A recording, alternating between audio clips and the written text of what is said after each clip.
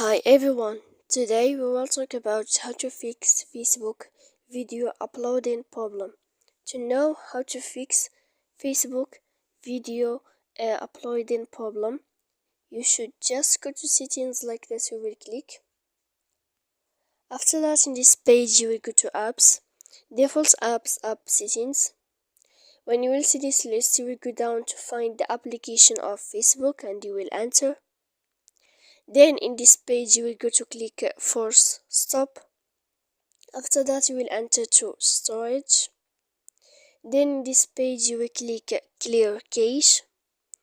After that you will go to click clear data, and then here you can turn off your Wi-Fi.